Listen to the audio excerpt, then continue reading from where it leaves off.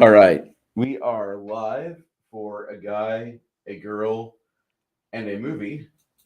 Hi, Baron G Rock. Yeah, we're a little late. That's fine. We do our best. Tonight's movie is the 1977 almost forgotten classic, The Sorcerer, which is a fantastic movie directed by the wonderful William Friedkin, and he directed The French Connection and a few other high points in the 70s cinema. With me tonight, of course, is discussing this is my friend Janet from another planet.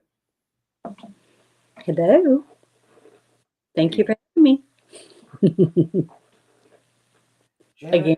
Janet, how did you like this movie? Did you enjoy The Sorcerer? I did once it got going, but it was like to me, it was very slow at like the first 30 minutes or so. Yes. The part where the explosion was, I guess that was from the terrorists or whatever. Now that made me jump. And then I went, it was like an adrenaline rush, and then it went back down a little bit until, the stuff was started happening at in South America where they were at. So it was like kind of lull. I was like waiting for something good to happen. You know what I mean? But yeah, I thought it was good overall. I mean, yeah, once the story started to pick up, then it was like nail biting through the whole rest of the movie. So it was very intense. It takes a different narrative structure than most movies, because most movies from the word go they start and you really don't have a clue what's going on. This movie starts off and it has the vignettes of four men who are pretty much they're okay with the idea of not being really good guys. Yeah. And they've made some mistakes in life. Like the I think the one I probably rooted for the most was the Frenchman. You mean the banker? The banker. Yeah. As much as I really enjoyed Roy Schneider's character, because he always plays a great character, it seems like. But his role in this is Scanlon. He is not a good guy. Yeah. But he was only driving the vehicle, so to me that made it a lesser crime than the embezzler. Yes. But he was my second. The French guy was my second one I was rooting for. But the one thing I thought was interesting was at the very beginning you saw the hitman, right? Mm-hmm. Kill the person, then go down the elevator and like disappear in the streets, basically. Yep. And then later, when I saw him again in South America, I thought he was sent there to get rid of Roy Schneider's character, for the gang or for the mafia. Yeah. Did you think that too, or was I was thinking that some of this was intentional. It was supposed to be out of a plot. That was very interesting to me, and I like I don't know what it was about him, but you know who he reminded me of? I remember this. My mother really liked this show. I think it was a TV series, or maybe it was a movie, but I thought it was a series like the Pink Flamingo or something, or Pink Panther. That's what it was. Pink Panther series, something.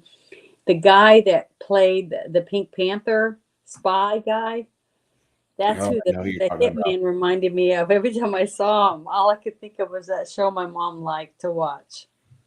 His character. Did you ever watch that show? Years ago. Yeah, I don't watch it. It's my mom watching it. But that's who that one guy reminded me of, the hitman guy. It was Ironcaster says, "Is it Inspector Clouseau?" Yeah. That guy. Yeah. That's who he resembled to me. When I saw him, I was like, "It's the Pink Panther." That's what I was thinking. But I'd never seen this movie before, so it was like I was being pulled back, for a very long time ago, and getting to I don't know. That's what popped in my head. So I couldn't help it. But every time I saw him in the show, that's what I thought of, was that that that inspector or whatever, whoever he was. I could see that. I could And completely his see it. outfit too. I think his outfit and the hat he was wearing or whatever, and the way he walked and stuff. I guess I don't know. I mean, I just remember my mom watching the show. But my mom watched lots of detective shows and stuff that she really liked, like what was it, Quincy MD or whatever. Quincy and Trapper John MD. Yeah, that she liked that one, and then there was another one, Night Stalker or Oh, something. Kojak with Darren McGavin. Bojack, that's it. The Night Yes. Stalker. He was like a photographer or something, Mm-hmm. and I really liked that, little bits of that. But maybe that's why I'm so morbid. My mom let me watch too many morbid shows because I always liked vampires and monsters, and I just like that stuff. I think it's interesting. This I films go ahead. never really made me think of anything like that. But here I'm getting off topic again. You're fine. I'm sorry. I can't help This it. entire stream will go One off thing topic. reminds me of something else, and then it makes me remember something else, like that. So, I get scatterbrained apparently. But yeah, I thought once it started getting, where when the guy went out in the jungle and they found that TNT, that whole Yes. scene where the guy sticks his hand down in the crack of the dynamite and then he pulls his hand up really, really slow. And then as soon as I saw his fingers were moist, I was like, "Oh my God, he's gonna blow off his hand!" And then everybody's gonna die. I was, I could feel my heart starting to race because I really was scared for him. And then when he walked outside and he flicked his hand like that, I just did. I was like, I've never seen real dynamite or real nitroglycerin, so I don't really know. But in my imagination, it seemed like that would be what would really happen. I mean, I don't know. I mean, can you die from getting it absorbed into your skin? I don't know if you can die from the nitroglycerin going through your skin. I'm sure it's not healthy for you. I'm almost positive it's not healthy for you. Yeah, definitely not. You bump it. Yeah, Boy, that is such unstable stuff. And the movie for me took off when they discovered the nitrous is past its shelf life and it's just dripping off the sticks of dynamite. That was where I thought this is going to be a fun movie. yeah, once I saw that, and then I was wondering what his plans were with that and why he wanted to move it. And then I realized that they wanted to blow that up and try to close off that fire, Mm-hmm. the never-ending fire that they're never going to be able to put out. And I thought, wow, that's really smart. And I really thought that actor that played that character, uh, after that scene, after that one scene leading up to that part, that's when I thought, well, this guy's pretty good. The oil man. Yeah, the foreman. Yes. I don't know what his name was. We just discussed it in the pre-flight. So Yeah, the Raymond Berry. yeah, that name, but the name of his name on the show. Oh, I just called him the foreman. In my head, I was calling yeah, him he was called Corlett. Corlett. Okay. Yes. And I can't remember the other guy's name that was like interacting a little bit with him, but he just didn't stand out too much for me. Now the kid that my favorite scene, one of my favorite scenes in that was very tense, where I was like fidgeting really bad in my seat. I'm one of those people when I go to the movie theater. I fidget really bad when I'm under pressure, I guess. But the scene where the French guy and the kid that was the terrorist, I took him as a terrorist. Was he? Is that what you would say he was? Yes. Okay, the bomber or whatever. Yeah. When they put them two in the truck together, and the French guy gets out and he's telling the young kid to drive the truck over that bridge, and he's like, "No, I'm not going to drive," or whatever. And he said, "I'm going to help you through," or whatever. And then when he got stuck in that one spot, I was like, "Oh my God, it's going to explode." That's all I could think of. And I had my hands on top of my head, gritting my teeth. during that whole scene. I mean, because to me that was really, really intense. Because I've watched lots of documentaries, and I've seen a lot of them where they're on the very, very edge of the mountain. You know, and there's no road. You know, it's like their tires are almost basically hanging off one side of the road. And these are all in South America. You know, some of those things I've seen, and very scary. There's no way you could get me in one of those jeepneys or whatever those things they call them and drive But around it's a lorry, a road like like that. an old repurposed lorry. Yeah, have you ever been on a road like that? I can say thankfully no. Would you ride on one? Would I want to be on a road like that? Only on foot, Yeah, so I'm saying, with a rifle and a pistol. Hey, Soybeans, Jeremy. I was like, I was that was very stressful. That was a very stressful scene for me. And then the other part that I remember, I was like,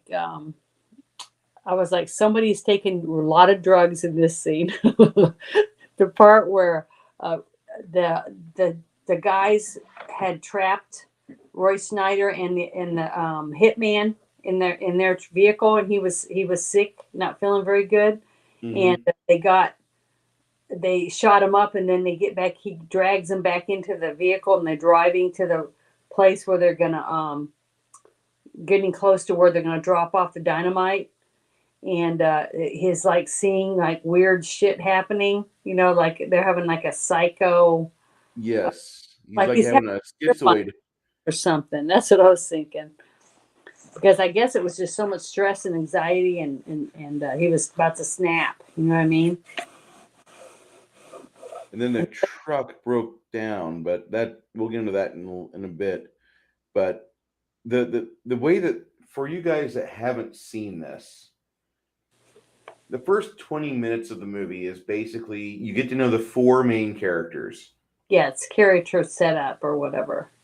They have to do these little vignettes, and one of them is a banker, and he's got a great wife. She gives him, or a wife to be, and she gives him a new watch, a new beautiful watch. Mm-hmm. So after he gets this watch, he gets a message that there's some problems with their investments and things are collapsing financially.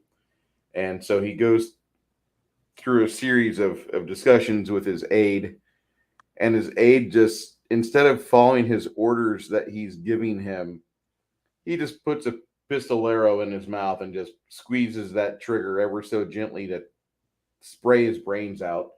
Well, And you see the that go ahead. scene there that you're talking about, the whole way, even though it's not explained or anything, it to me, I took it as that's his wife, and they've been to Yep. married for so many years or whatever, and she gave him that gift, like an anniversary gift or something, or maybe it was his birthday. I really Yeah, didn't I think it's a hear birthday. that, but and then she asked him if he was happy with her and stuff, and he said yes or whatever. So, and he kissed her, so it seemed like he really loved her. You know what I mean? To me, Yeah, he and does. and then she loved him. So I got that from it.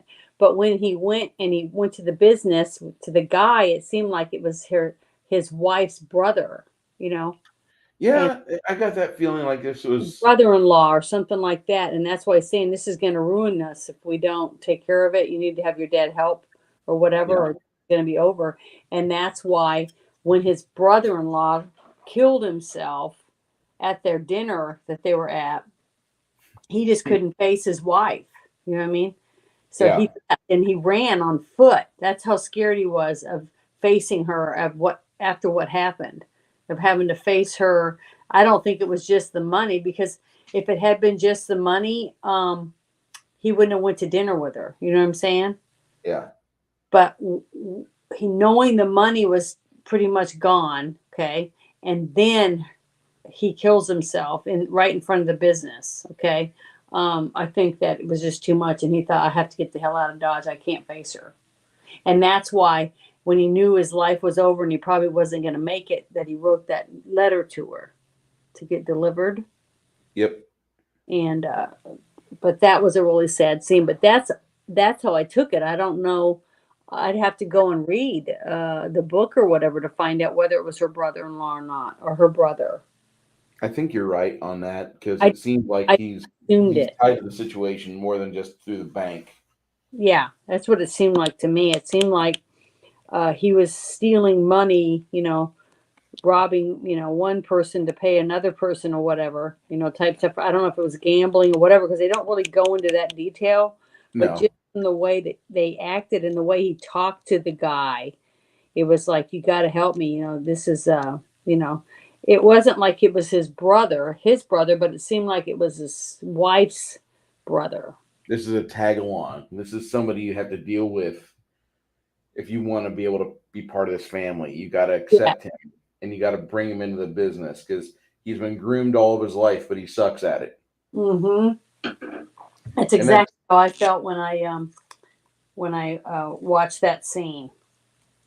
And then I felt bad for him, and because he loved her so much, is why he couldn't face her. You see what I mean? I think that's why the whole thing about her giving him the watch was so relevant, because once he realized the shit that he was in, he just couldn't face her for it, because he did love her, and he didn't want to see the disappointment on her face when she found out the truth about what happened, especially that her brother killed himself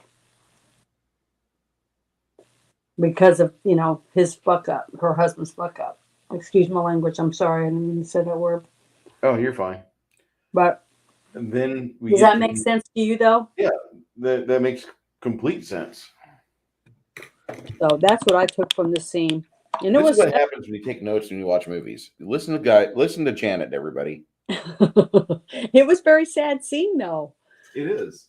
If it had a little more detail, where you had a little more time, which we knew you didn't, but I think they did really good in the small amount of time that they were allotted for each character to fill you in about why they were on the run.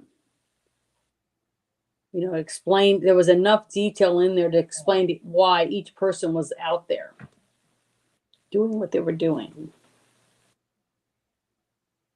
And man, that made that shanty town they were living in look really bad, didn't it?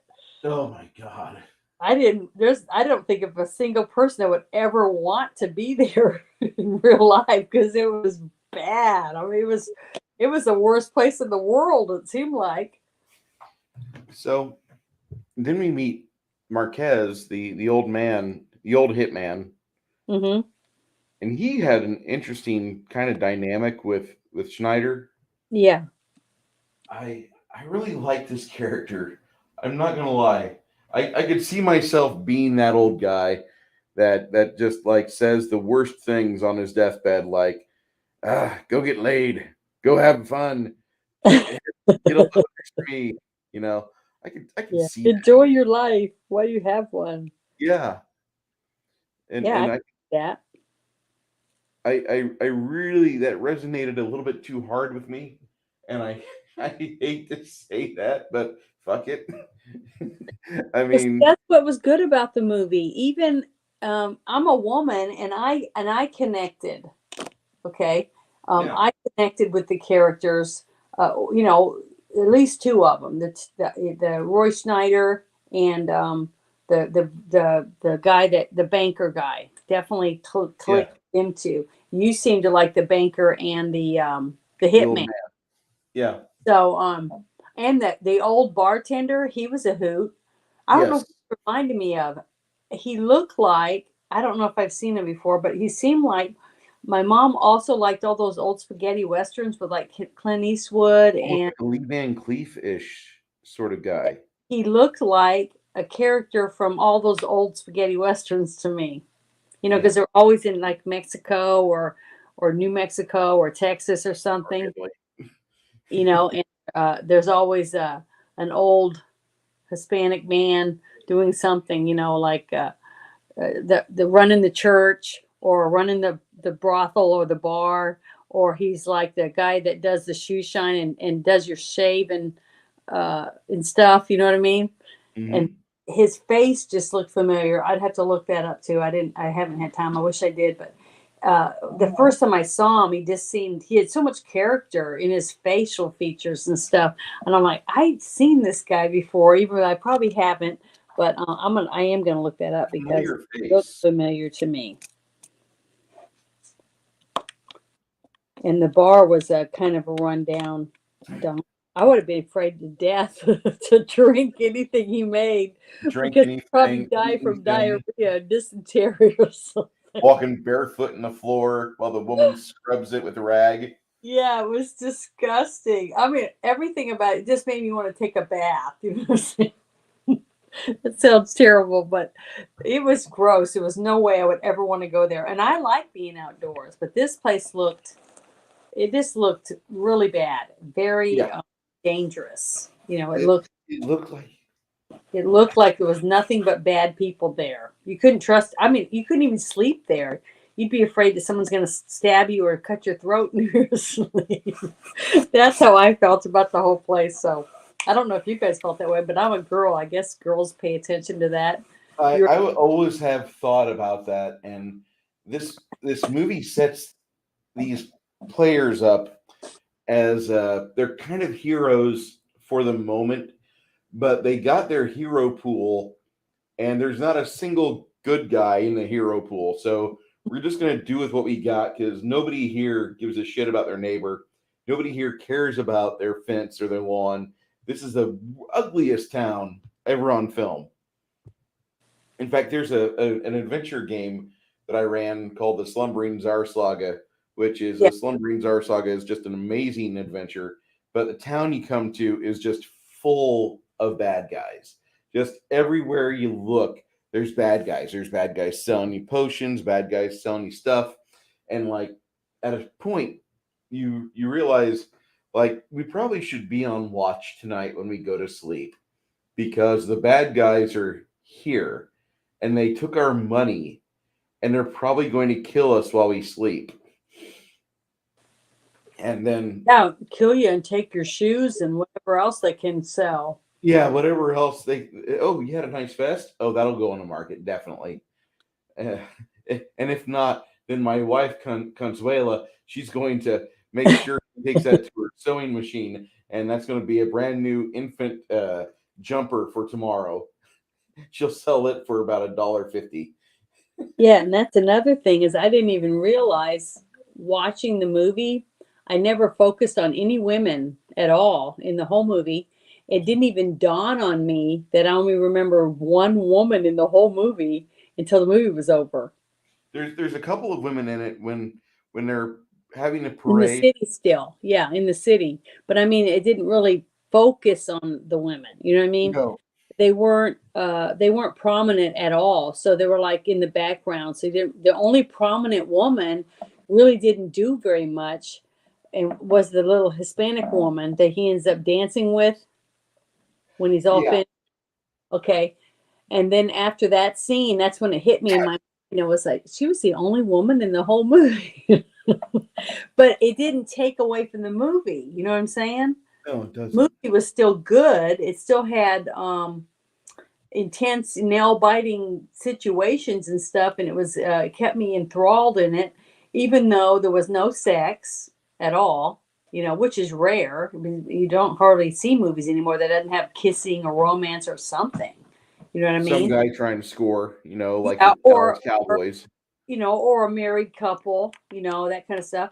I mean, because even the scene between the wife and the husband wasn't even a romantic scene. It was No, just her giving him a gift to show that they were in a relationship, basically, not anything, sexual. There was no sexual tension or any romantic feelings like flying across the room or whatever. You know what I mean?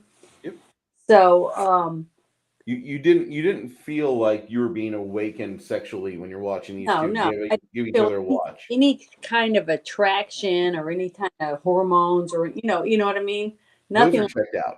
So that was interesting because I don't know what's happened. It just doesn't seem like movies today you can watch and be entertained without all the visual aids. You know what I'm saying? Because the Mhm. acting is so bad compared to what it was back then. I just watched a movie called Dog, which is not a horrible movie. It's actually a good movie right now because we don't have good movies coming out in theaters. Yeah. And this movie kind of hits two nerves for me. It's a mentally disabled veteran. He's not mentally disabled. He's socially disabled because he's emotionally damaged. Hmm. Emotional damage. Is this And the new one about with yep, Ryan Reynolds or something? no, it's got Chatham. Yeah, Channing, Yeah, Tatum, Tatum Channing. or something. Yeah. Okay. Yeah, And I remember seeing the previews for that. I haven't seen them, but it's a kind of a comedy when you watch the trailers, but when you're watching the movie, it's a drama. yeah, And it's every like part that about this Lars movie, and the Real Girl. yeah, Yeah, it had and that scene it's in the trailer. there's like four good laughs in the entire movie, which they're not like super laughs like you have when you watch Caddyshack for the first time. They're not like that. They're chuckles. And then the movie has a few touching moments where I actually cried because at the very end, oh, the dog finds his old owner's boots at the funeral and she sits down on the boots. And just that's all she wants is to be next to her master, and that's all she Mhm. has of his. Yep. So that movie, up until that point, you're seeing this guy try to function with emotional damage, and he's not doing well out on his own. And he's got this quest where he's got to deliver this dog halfway down the side of America from Washington to Arizona. And it's not bad. It's just not good. It's only good in the light where we're holding it in the light of this is a movie in 2022, a movie series, a movie theater season has ended, and we have nothing but woke shit on streaming services. And you are Hmm. in a desert if you're looking for quality, young man. Yeah. And this movie was about as middle of the road quality you can get. It's not bad. I'm not a big fan of the Malinois. I don't like Belgian Malinois. They only know one thing, and that's to bite repeatedly. Yeah. They're going to continue to be a breed. They're going to be like the Rottweiler. They'll eventually people will stop buying them out of like, oh my god, they're so cool. The Rottweiler, they stopped buying those two, and the Pinscher went through that phase, and then the Pit Bull went through that phase, and the Malinois is now the dog that you get to protect your 3-year-old kid, and that dog wants nothing more than to just chew up some bad guy that you deem necessary, and it'll do it. It's got Yeah. zero ability to rationalize things. If it sees a bad person in a room littered with traps and bear traps and landmines, that dog will set off every one getting over to that bad guy because it's Yeah. stupid. And I'm not apologetic about that at all. I hate the Malinois. I think it's a very limited use dog. It sounds like a great big ginormous Pekingese. Because Pekingese are the same way. They're just little ferocious beasts. Every Pekingese I ever had or I was around always tried to kill kittens. What's so funny? That's that they're supposed to be good for the farm. Stop killing those kittens. Yeah. Well, the thing is that um, I had two friends that each had Pekingese, and both of them were cat killers. And then someone gave me a puppy, and it was so cute. My kids really wanted it, but it was a killer. You know what I mean? It would try to kill, attack my cat. So I just said I have to give this dog away because I had this cat way longer, and it was an outdoor cat. But I was like, I'm not going to have it trying to kill my, you know, Good kid. friend. So when the kids were gone to school, I just gave it away. So this the last person that I want to talk about is played by Amadou. Hmm. Amadou is an interesting character in this movie because he plays a terrorist, Yeah. at the start of the film, and all he blows. It looks like he blows up a synagogue. Yeah, that's what it looked like to me too. Yeah, it looks like it's in 1970s Jerusalem. This Mm-hmm. guy just with his buddies, they take out a synagogue, and it's kind of a nasty scene. It really is. Yeah, that's why I said he was lowest on my totem pole because I didn't have any sympathy for him at all. I did have sympathy though for the Frenchman that was stuck with him. Yeah, That makes sense. Victor Manzon was kind of stuck with this guy. Oh wow! None of the main characters, none of the four men in this movie are still alive. Oh, they've all died. They've all died of old age. Well, the old man died first in 1977, like right after this movie came out. Even Raymond Berry, he died in Woodland Hills in L.A. in 2001. He was the company man for the oil field company. But none of the main players in this film are still alive, which makes me really sad because we're hitting that age where my parents are in that yellow zone. Mm-hmm. Like, yeah. Do me a favor and take care of yourself. Fried foods and Paula Deen diets are out, Mom and Dad. Don't be doing that. I need you. Yeah, I don't do that now. I'm a horrible. I'm horrible about that. Oh, French fries. Yes. Yeah, I don't drink soda pop. I haven't had soda pop in like 15 years. It hasn't been that long for me, but I will drink the occasional, like it's not a soda pop in a traditional sense, but it's a soda pop with zero of the things that make it a soda pop. It's just filled with other preservatives and things that will eventually turn you into a guitarist from the Rolling Stones. Pickle you from the inside. you will eventually be mummified. Walking among us. The only bad thing is if you don't look too good on the outside, when you do get mummified, you get to scare people. Keith Richards is not going to the undead beauty pageant. You're right, though, but that whole thing that we said that about the Rolling Stones, it's terrible. Because I saw a picture, it was some activist or whatever, and they were wearing like a purple coat. It looked like a pirate coat, and they were out on the street, and they had these like knicker pants on, and they had purple shoes, and their hair was cut short.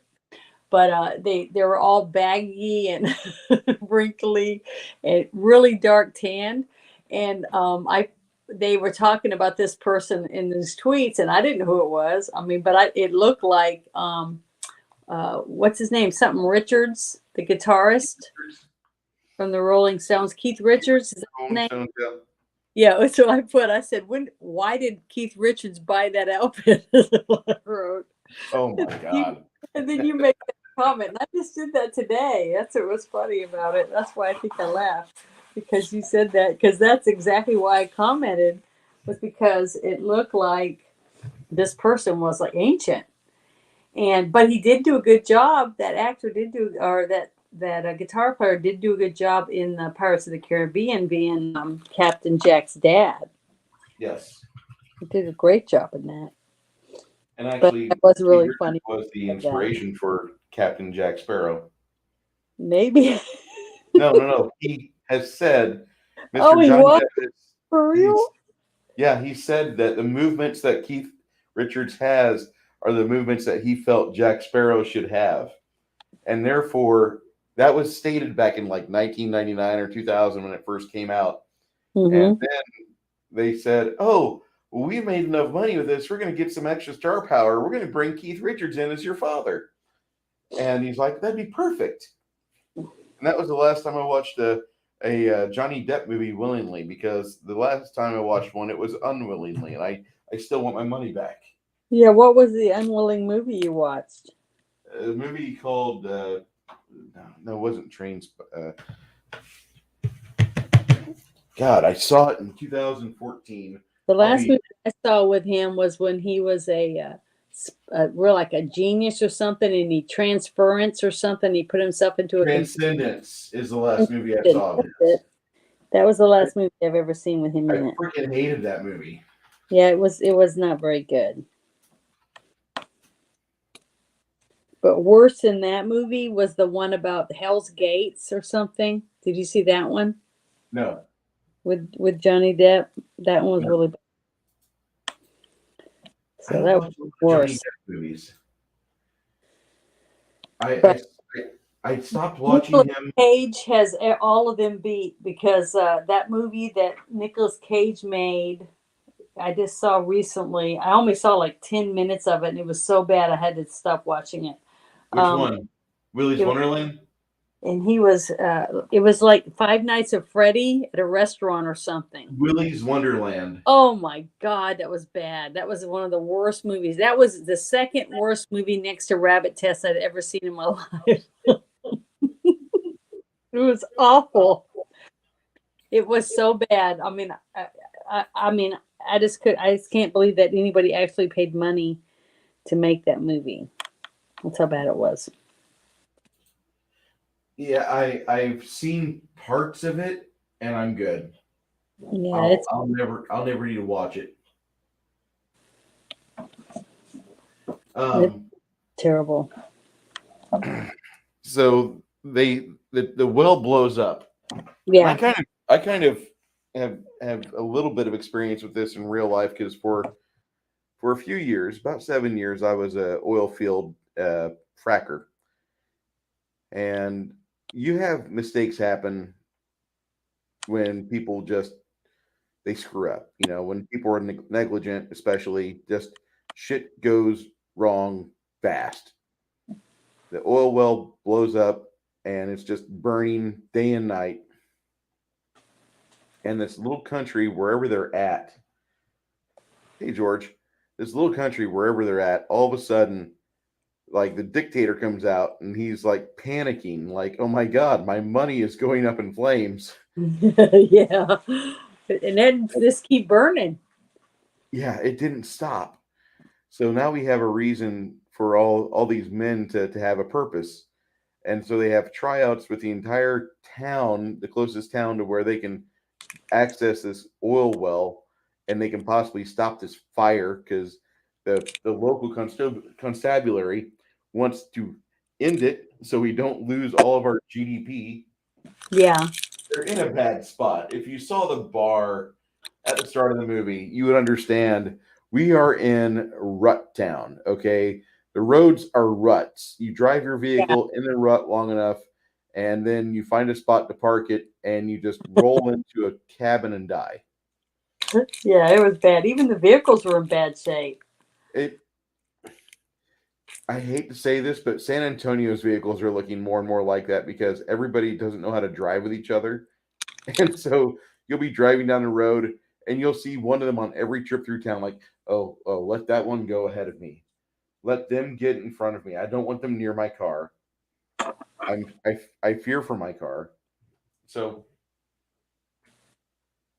once they find these four men that can drive a standard shift, they're told, and throughout the entire movie, it seems like the money keeps getting larger and larger.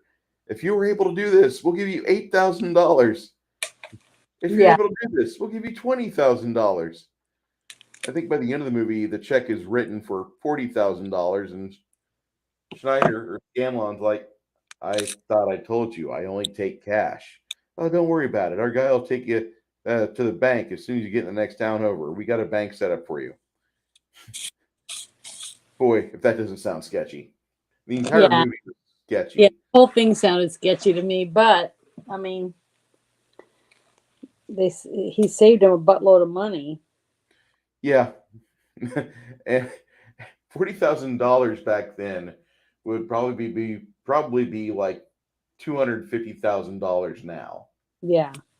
And for the task they did of driving these laden crates of nitroglycerin through the jungle on unmaintained roads. Yeah, there were terrible roads. The two bridges there's two bridges in the movie that are just absolutely just they make you people that are out there should, like, when you see a bridge that has no problems with it in your neighborhood, you need to get out of your car and go lay a kiss on your hand and go lay it on the guardrail, because you are living a pampered life. The roads in this movie, these people do not pay for their roads, and it should. I mean, that one road that I was telling you about, that one scene that was so nail biting for me with Yeah, the Frenchman and the terrorist and the on young the terrorist cliffside. driving.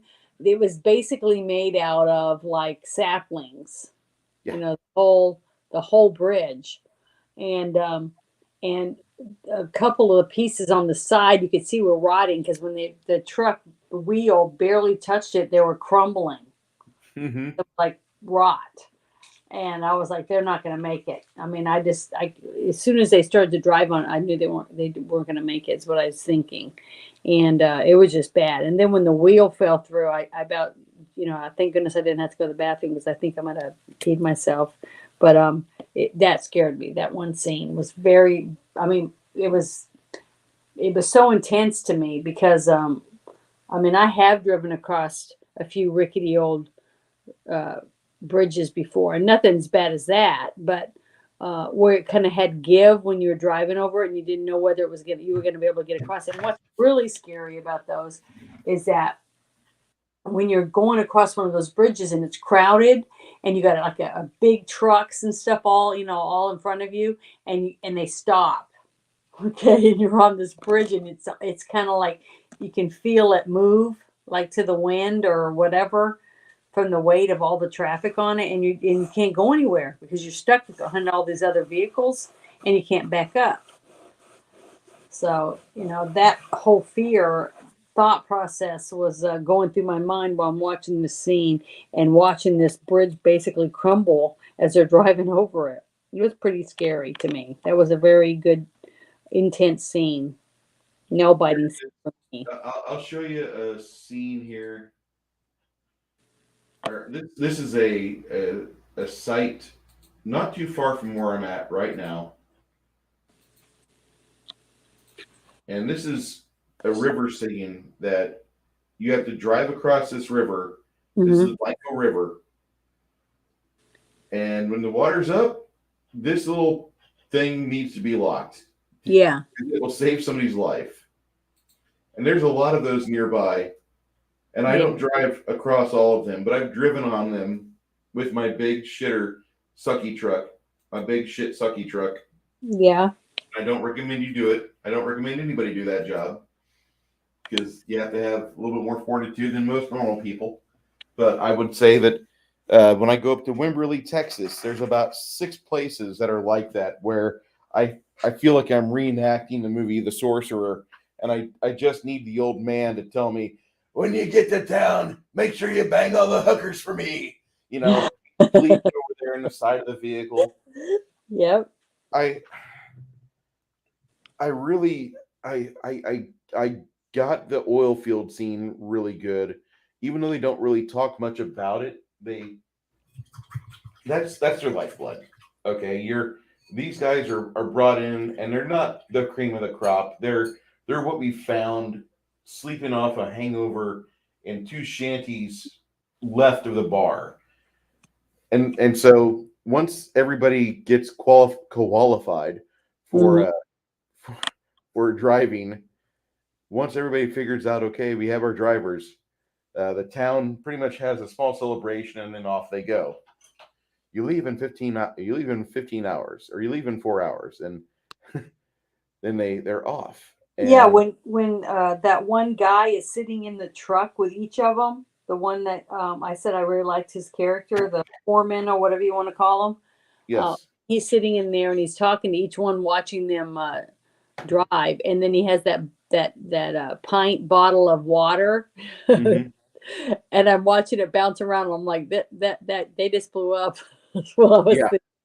But the look on his face while they're driving, and that one guy's like tearing that stick shift to shreds, basically, and the nut top comes off in his hand. those little scenes I thought were really good, showing you how he had to sit there and go through all these people driving that truck to And see those what. trucks are in a horrible condition.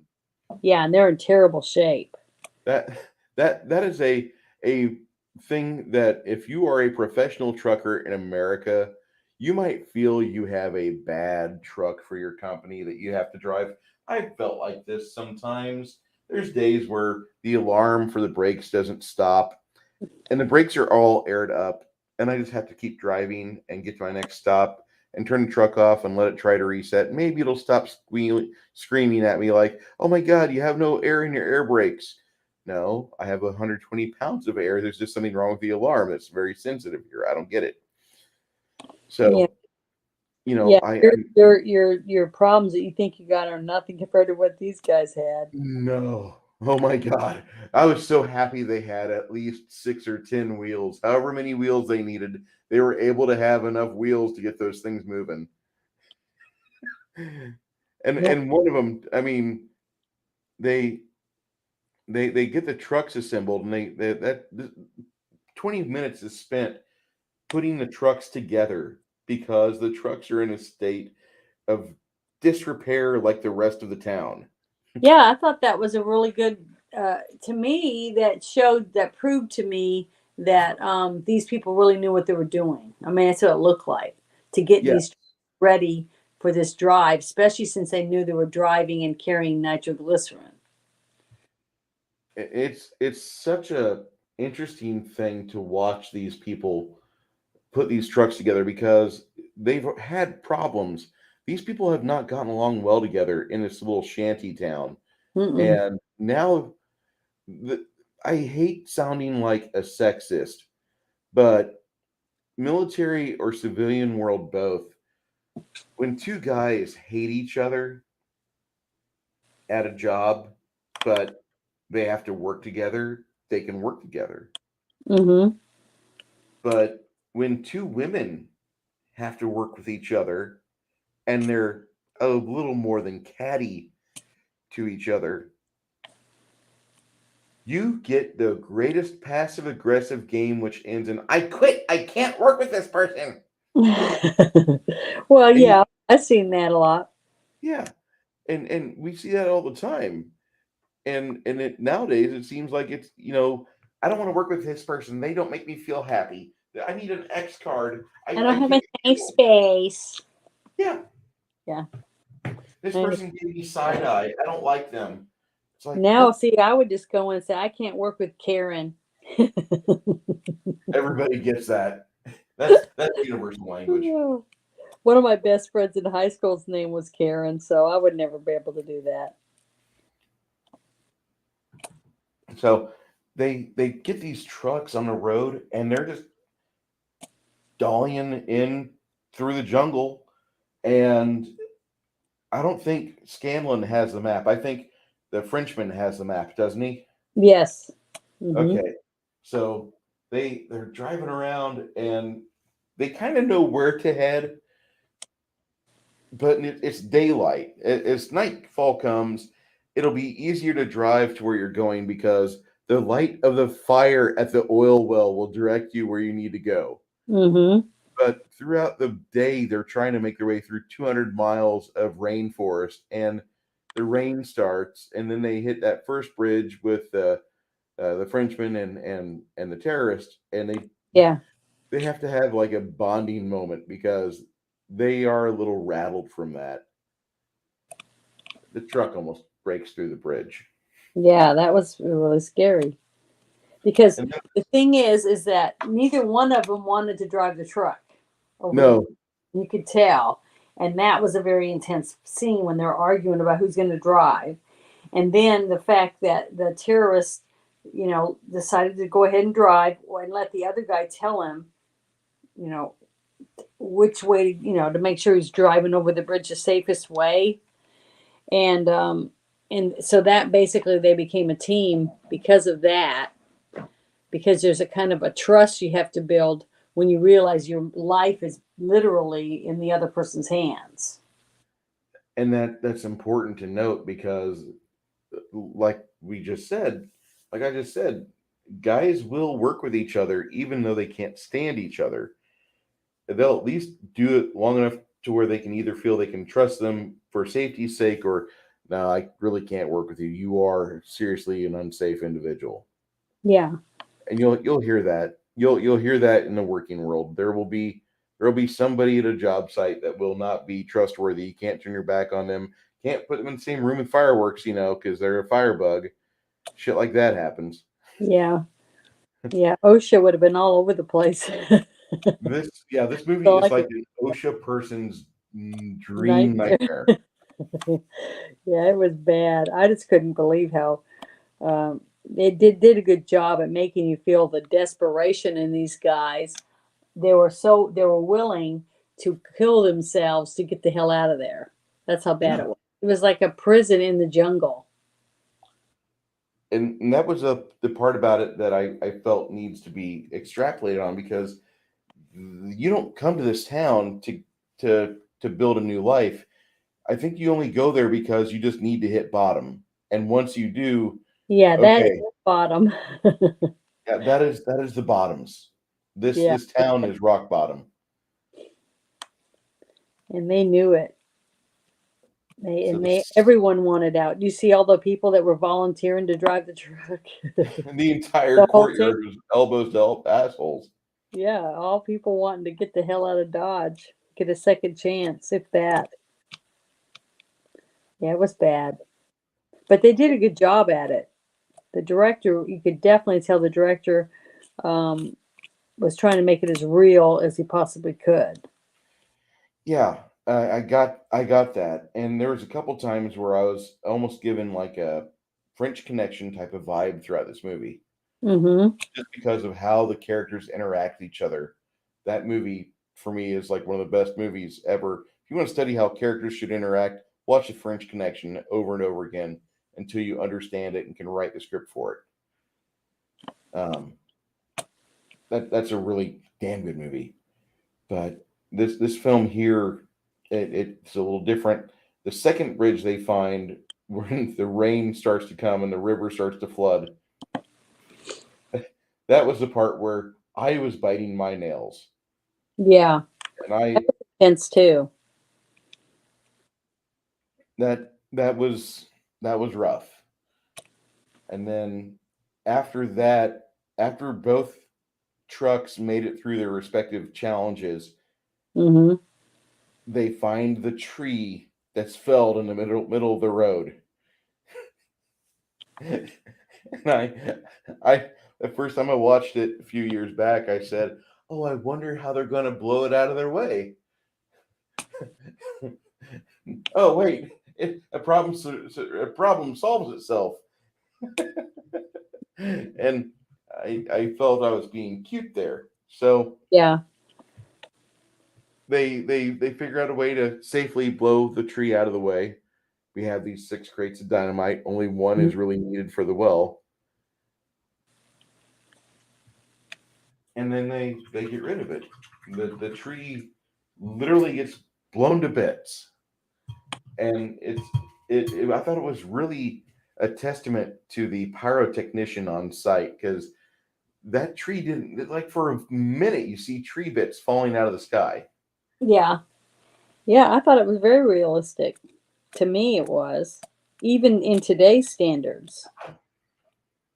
Actually, especially compared to today's standards, because today they would have done it with a 10-second CGI, and then they would have told a joke about it.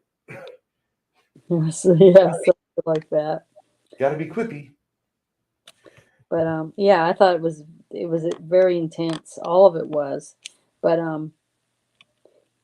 don't know, the facial expressions and stuff of the actors too. Um, to me, made it a little bit more intense because they were believable and they were sweaty. You know what I mean? The sweat on their face and the brow and everything made it look even more intense because the whole last part of the movie, was all it's so intense. The tense dropped just a tiny bit after they got past something, but then there was something else, right there to bring you back up again. Like when they shot that one guy, I wasn't expecting that. When they No, shot the hitman because they didn't have to.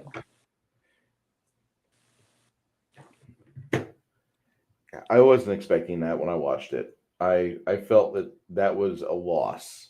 I really did. I'm like, they killed him. They shot him in the chest stomach area. Ugh. Yeah, and they didn't need to. That's what I just didn't understand that part. But you know, it did make it more dramatic, the ending more dramatic. So I could see why, Yes. because the build up of the relationship, you know. And the whole time I'm thinking that as soon as he gets a chance, this guy's going to kill this guy because that's his. He was supposed to be there to get rid of Roy Schneider's character. Yep. Scheider. How do you say his last name? Schneider. Yeah, okay, because I keep mispronouncing it, putting an N in it when I know there's not an N in there in his name. Hey, you're fine. My friend Connell mispronounces everything. So he, I keep him around because he's that character from the Year of Living Dangerously, that the Italian guy that mispronounces everything. He butchers every word. Yeah, You know that movie? yes. Yeah, that's another good film. Very good film. Been a while since you thought about that one, isn't it, Janet? Yeah, it has been. All these movies.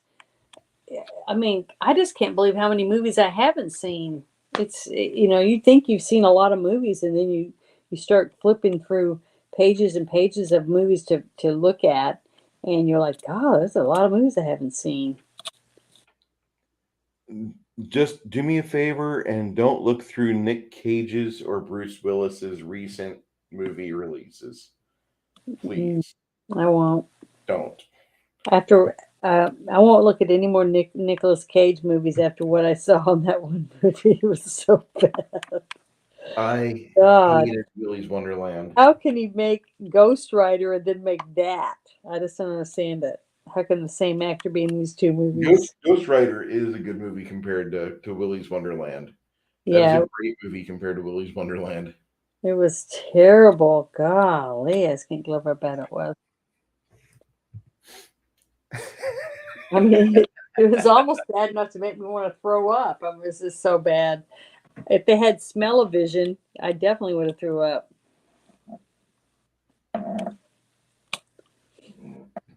Like, That just made me think that we're gonna get shot into space and be on a satellite of love together, and we're gonna have to watch bad movies before they send up a fueling tanker to let us back out of space. yeah, or something. Oh my I don't god. know if I could survive it. I mean, if I had to watch movies like that one over and over again, it was bad. I mean, no, I just can't get over how bad it was. It was I'll terrible. have to show you a movie that should wash that one out of your mouth because Because you remember that movie with what was his name? The guy from Greece, um, John Travolta. He was in yes, a movie and he played like a um, I can't remember the name of it. It was like he looked like he was a Klingon or something. Battlefield Earth. Yeah. Oh, that was a bad movie too. But this movie, that Freddy movie, was way worse. Yeah, Willy's Wonderland surpassed Battlefield Earth, and that's really a low bar. Yeah. It's like, what do you call that? Where you do the thing and you bend over and you try to go under a bar. Yeah, You know, the limbo should have been easy. limbo. That's it. So it was like a bad limbo movie. Oh, it was terrible. I get a kick out of it because that Battlefield Earth is like a textbook on how you should never make a movie. Never. Like people used to watch Bela Lugosi's Plan 9. Nowadays, you want to watch John Travolta in Battlefield Earth. It is bad. Yeah, it was really, really rank. But this other movie was way ranker. I didn't think I'd ever say that, but it was. She just said way ranker. Do you understand that, kids? Compared to Battlefield Earth, this movie is a turd. It's bad. It's a Amber's turd leaving from the that old house. earth. Amber's leaving the house in shame with big sunglasses on. Nobody should see her after she just shat the bed. Yeah, that's right. Yeah, it's that bad. And what happens whenever Amber gets found innocent? Because I have a bad feeling that they're going to be on the wrong side of history on this one. I don't know. I mean, who's? I thought she was taking him to court. You know what I mean? Yeah. So if he ends up getting, not guilty or whatever, then it's over. Yep. And they both win, or well, she loses and he wins. That's what I think is going to happen.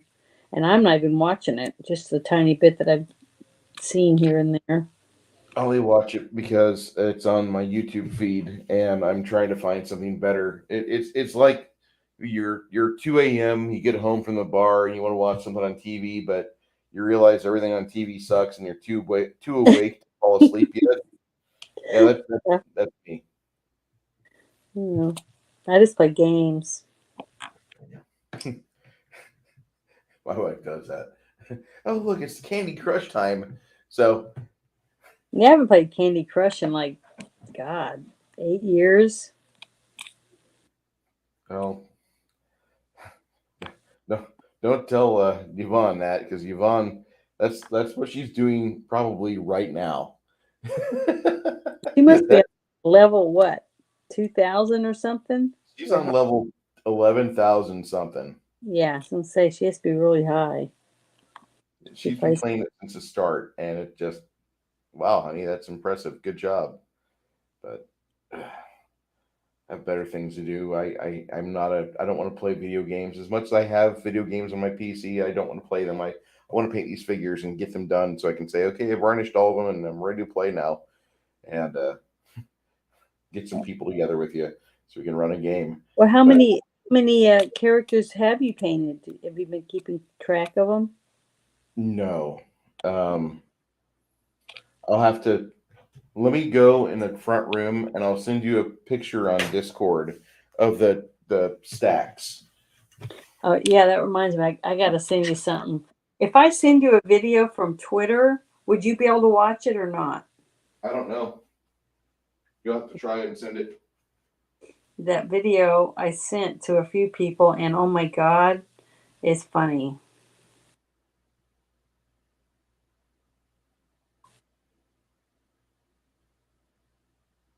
Let me see if I can find it. God, it was funny as heck.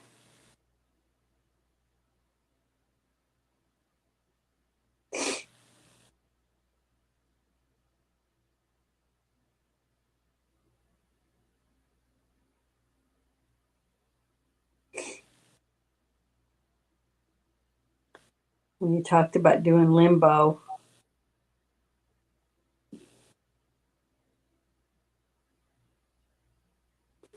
Yeah, I think you'll like it a lot. It's funny. And I can't tell you what it's in it because if I do, it'll ruin it. So you have to watch it and see it for yourself and maybe share it.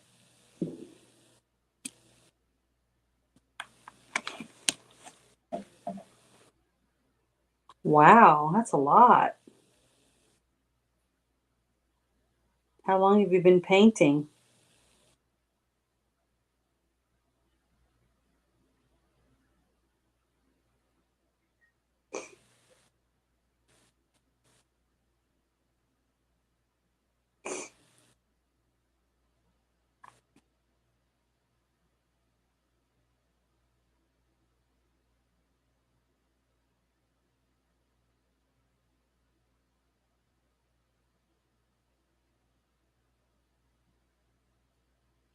Holy moly. How many rooms do you have that have all these in there? That is a lot.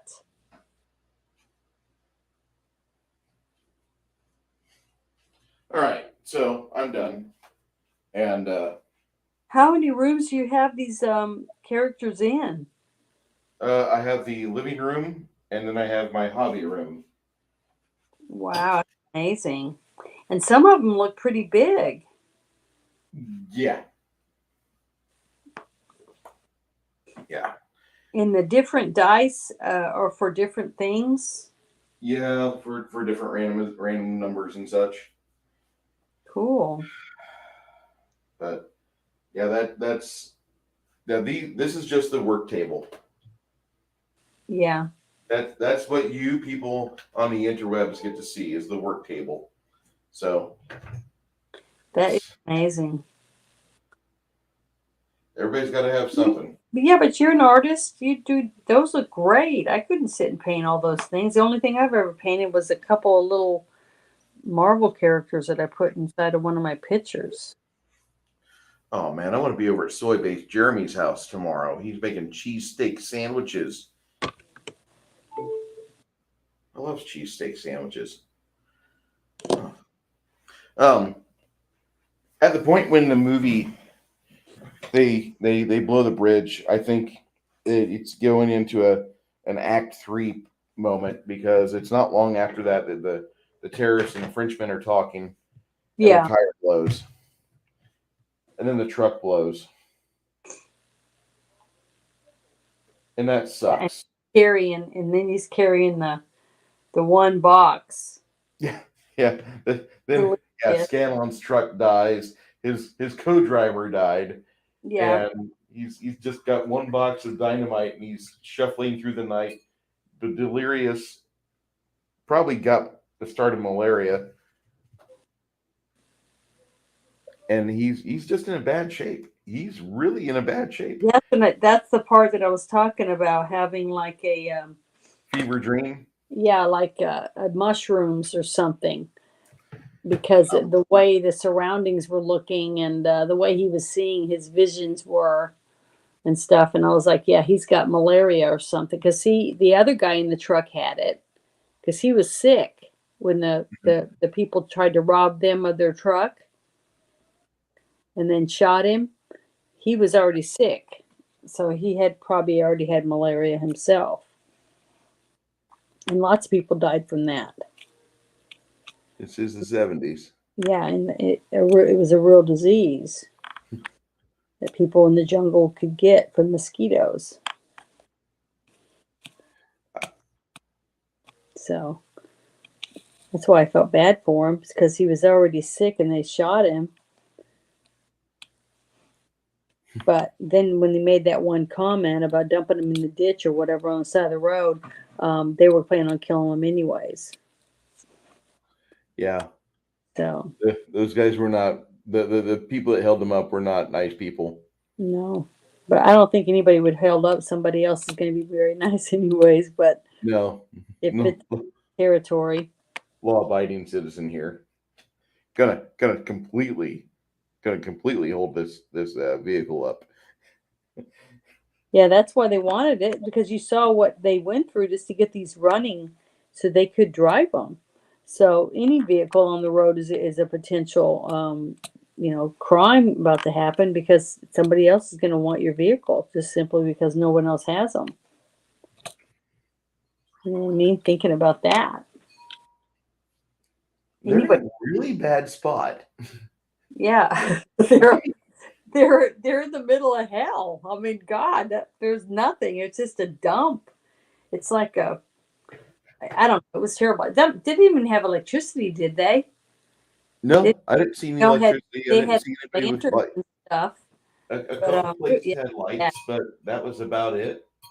And then you look around and they're all sweaty and dirty, and then I'm thinking, he's washing his face in a bowl. You know what I mean?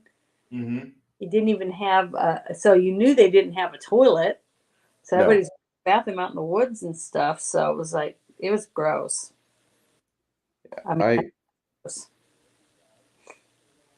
I use this movie as a measuring stick of how far we've come.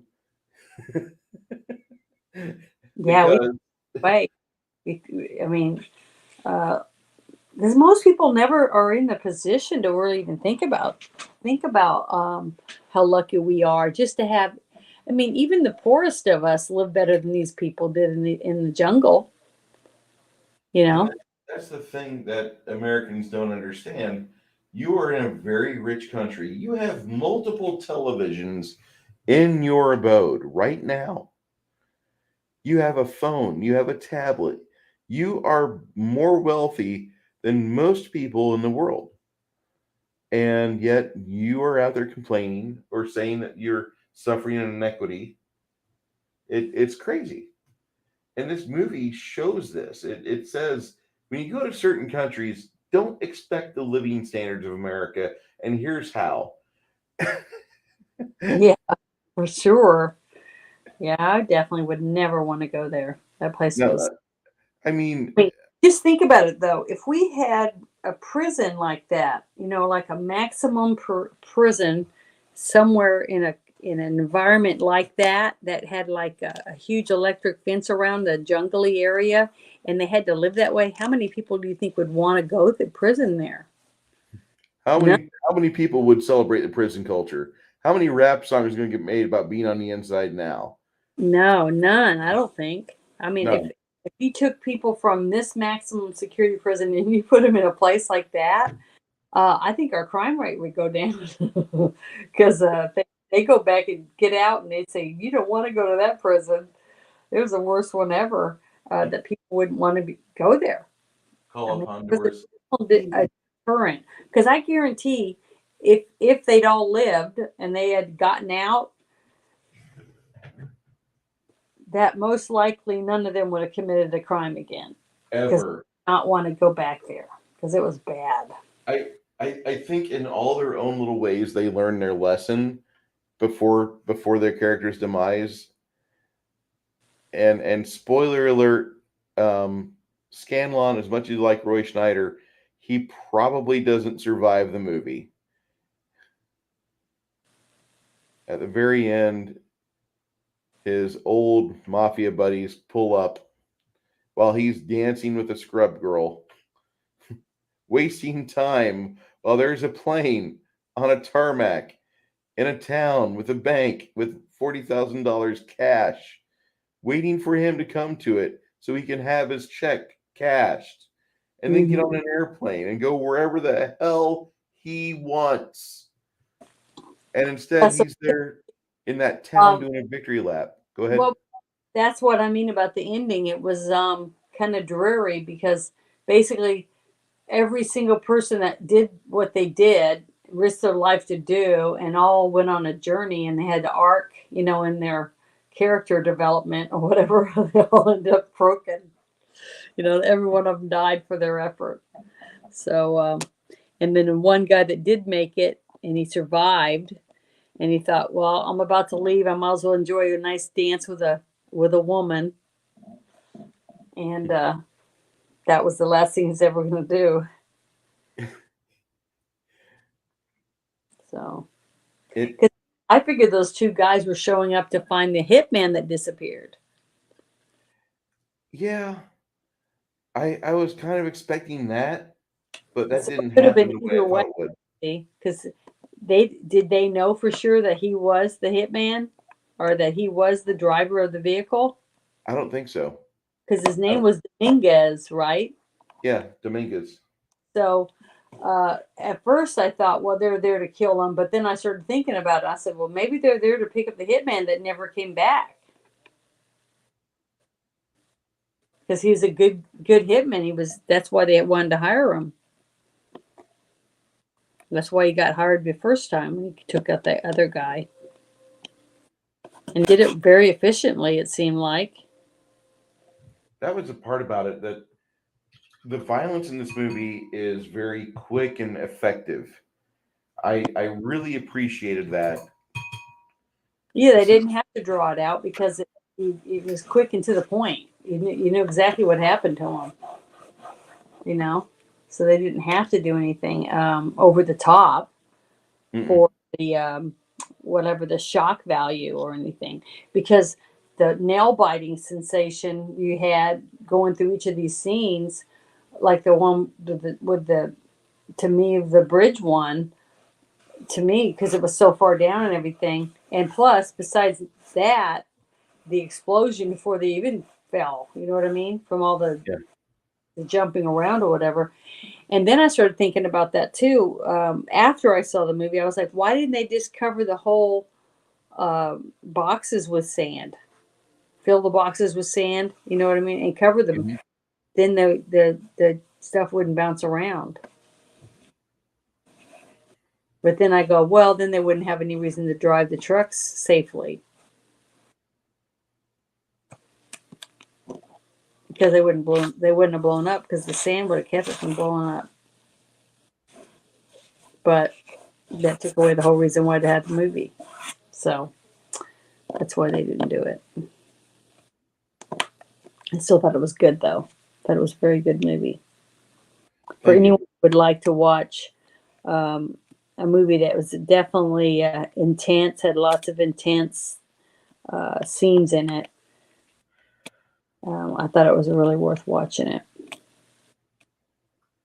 After I got past the part where I thought was like kind of drawn out a little bit, when I was expecting it to be a little more faster. Faster pace. Yeah, faster pace. But once you get to the parts and you see what their job is, because I didn't see it before, so I didn't know what they were expected to do really, because I didn't read about it or look it up to see what the movie was about. I just knew it was a Roy Schneider movie, or however you pronounce his last name, Schneider or whatever. That's all I knew, and that was good enough reason for me to watch it. It's just as I liked him. I loved him in Jaws. I think that was the only movie I ever saw him in besides All That Jazz. I think those were the only two movies I ever saw him in. I liked All That Jazz. Yeah, it was really. That was a good movie. But that's why I wanted to watch it when she told me about it. But I'd never even heard of it. But it was really good. So it was definitely a totally different movie. I probably would have never ever saw my whole life if you hadn't recommended to watch it.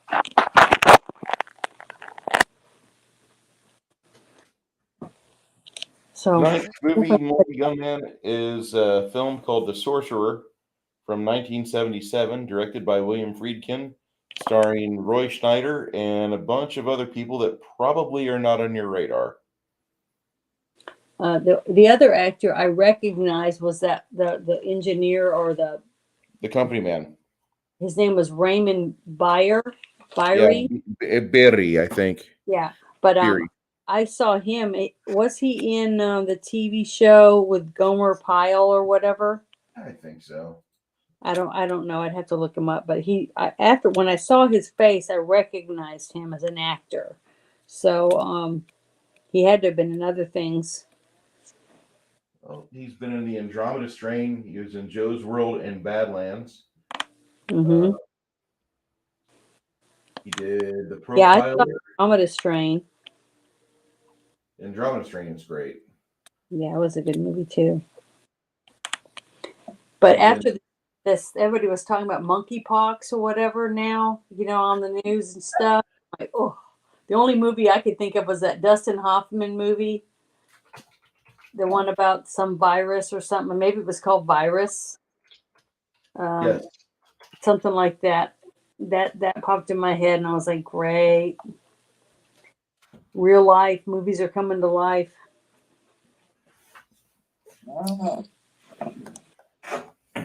So. Yeah, this is definitely a movie that if you haven't watched it, if you're a film student, just watch everything that William Friedkin does, because in 1971 he released the French Connection. Later, I believe he does The Exorcist. I'll just get you his filmography. The Exorcist. I remember. I don't know what year The Exorcist came out. It was in the 70s, I think. 1973. Right? Okay, I remember. I think it was at the movie theater because it was on an Air Force base. Might not have been when it was right out. It was, you know what I mean? Because normally, didn't the Air Force bases and Army bases stuff get it after it already been to the other theaters? Yep. Okay, because I don't know. I just remember that my sister wanted to see the movie, and my mom said that couldn't go see it by herself, and it was a matinee in the afternoon or something. And my mom had to buy a ticket for her because she wasn't old enough. And mom said that I had to go with her to see it. Hmm. And like, I don't remember why I was able to see it, but I guess she didn't want my oldest sister to go see it by herself, so she dropped me off at the movies too. And I Well, remember being in the theater, walking around, eating candy or something. I only have flashbacks. I don't even know how old I was. I don't remember how old I was, but I wasn't very old. I think it might have been 4. I don't know. I can't remember. But uh, the what was funny is that I remember seeing people passing out into the floor. You know, I don't remember the movie that much at all, anything about it back then. But I remember people passing out. Women were passing out, and they were coming in and carrying the women out. Because I remember my sister was talking about it. And then I'm like, as an adult, I'm thinking, why did my mom let me go see this movie? But I guess she thought I was too young. I wouldn't even think twice about it. I'd just eat candy and popcorn and not even think about the movie. But I remember people screaming and passing out, and then workers coming and getting people and carrying them out of the theater. That's what I remember. I don't remember the movie at all at that time. there's this movie, The Exorcist, he did. Then he did the before that, The French Connection. Then he did this movie here, and then in the 1980s, he kind of changed gears a little bit. He started doing more TV stuff, Mm-hmm. and one of the best films or one of the best TV shows I've ever seen was this episode of The Twilight Zone called The Night Crawlers, and it's about this Vietnam vet which is in some rural part of America, very wooded. Goes into a little chrome like an Airstream diner, and Mm-hmm. he's asking for stuff they can't sell. Like, I need a ribeye steak, and they're like, "We got burgers, man." He's like, "Nah, I want a ribeye steak." And all of a sudden, like right in front of him, a ribeye steak is sizzling on the countertop, and Mm-hmm. he's like, I could really go for this. And they're like, "We don't have that." And all these things that he says he can conjure, he just wills it into And existence. the people, what were they doing when this stuff was just appearing? When all this stuff is starting to appear, it doesn't manifest for that long, but if he takes his mind off it, like it goes away. But if he focuses on something, he wills it into existence. And people are starting to freak out because they're like not used to seeing this level of magic. This is 1980s rural America, and this fucking Vietnam vet just wandered into town like John Rambo, and he's saying weird stuff, and weird stuff happens. Yeah. And finally, somebody, while he's talking about the Viet Cong and how they've been hunting him for years, and he's like, I don't, the war's over. Don't worry about it. And he starts talking about this stuff, and you can hear things going on outside, and people are creeping around outside. They can't see it. And then one of the other people at this bar clubs the guy in the head with a frying pan, knocks him out cold. Well, now the illusion that he was conjuring is real, and this town has to endure a Viet Cong raid. Oh no. And so it's one of the best episodes of the Twilight Zone 1980s I've ever seen. And William Friedkin directed it. I'll just pop it in the freaking chat. I already sent it to you, Janet, but I'm going to pop it in the chat. And you guys, if you I are haven't going, seen that one. what? I haven't seen that episode. It's in your Discord. Okay, I'll have to look at it. Oh, please do. It is a fantastic show. Yeah, that There was link in a there. movie with I think it was called Cat's Eye or something. Oh yeah, Stephen King's It was Cat's like Eye. 3 different movies all in Yes. one something. The one about the guy trying to quit smoking, Hmm. that was so good and sick at the same time. Did you like that one? That's one of my favorite movies of all time, actually. when he's getting his wife and she's getting zapped because he's She's smoking. getting electrocuted because he won't quit smoking. I mean, that's pretty cruel. Like, I'm just gonna say, like, you're punishing your wife because you've got a vice. Man, that's pretty sour.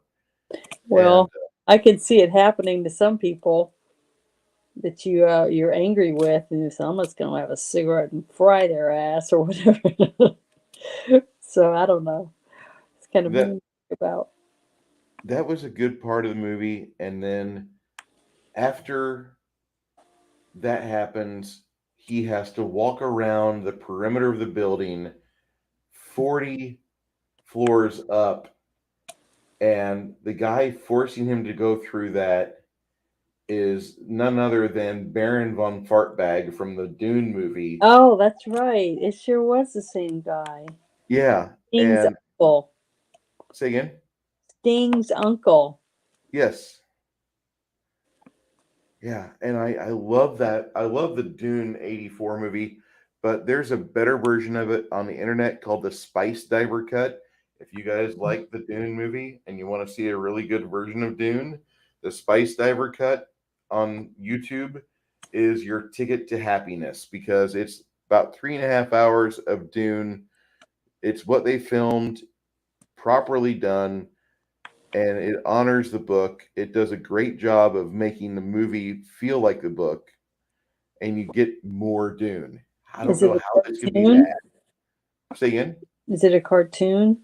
It is a live action film. It is the same movie that was released, but they have a bunch of edited portions that have been stuffed into places, and it looks great.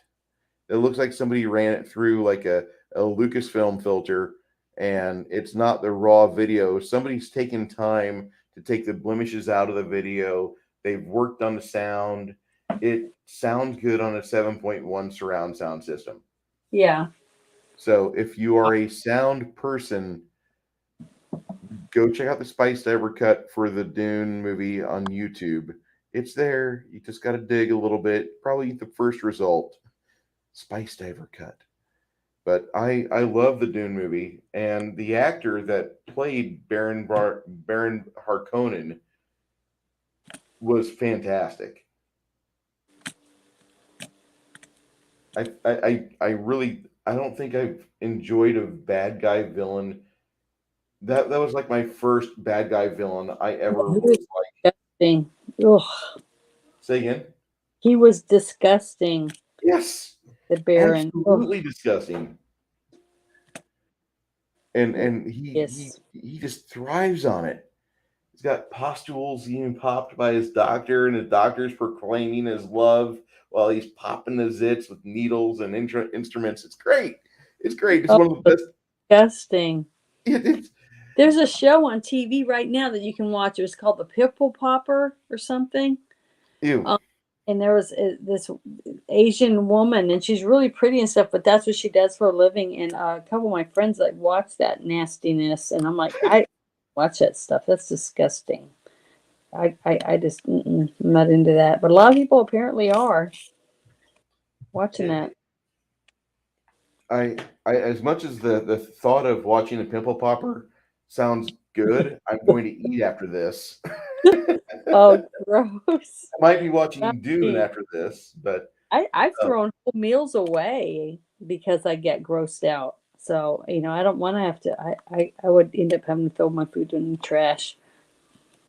see, I try not to. If I get disgusted, I'll just go to the fridge, cover it up, and I'll eat this later when I'm feeling well. And Yeah. it takes a bit, but I can get the courage. Okay, I'm gonna go try to tackle the stroganoff again.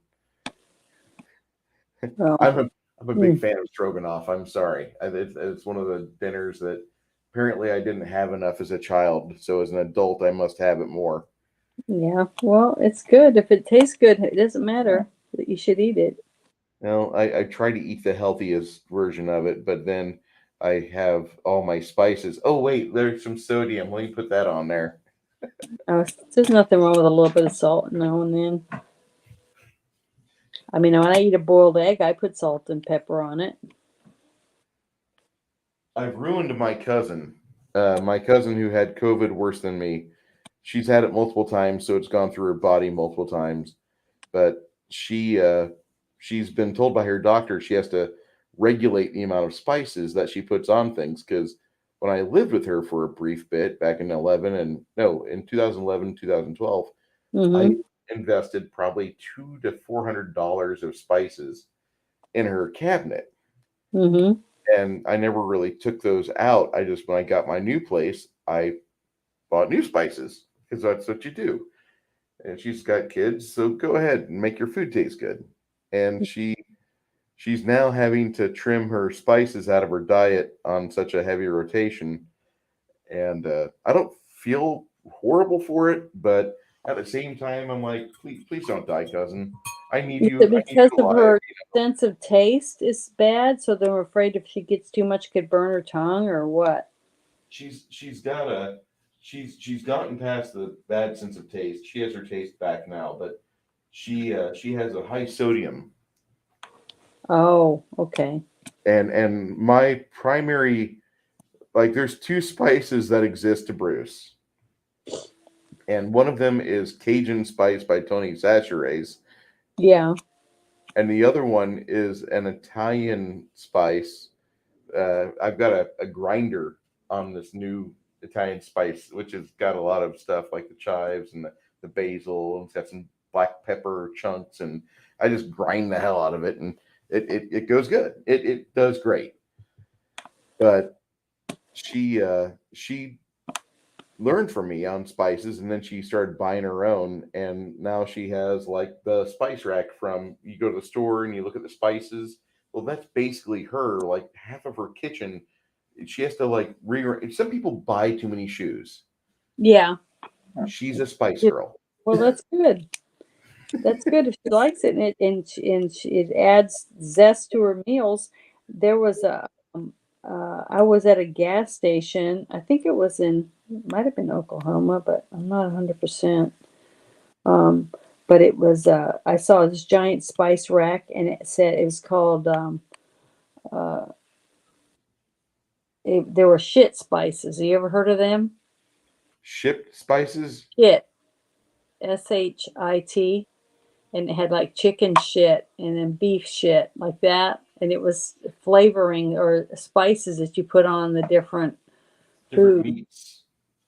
Put on And some of this chicken shit on that chicken. Put on some of this yeah, beef shit on that beef. yeah, I took some pictures. I'll have to send you one, but I got some of the chicken stuff, and it was good. And then the bags, the little bag they put in it says a bag of shit or whatever. It's a labeling of it. It's adorable. I thought it was so funny. I bought different whole bunches of different ones to give as gifts for Christmas last Christmas and gave them out, and the people thought it was hilarious. Like the dip, the stuff that you can make, like ranch dip, and it's called dip shit. It's Yes. hilarious. You've heard of it? I've seen this. If I remember right, I saw this not in Oklahoma, but in Louisiana, just down southeast of Shreveport. Maybe it was that's where it was. I travel back and forth so much to so many different places. But I just remember it was in a gas station and I'd never seen it before, but I was like, oh my God, I've got to buy this. And I've so I did.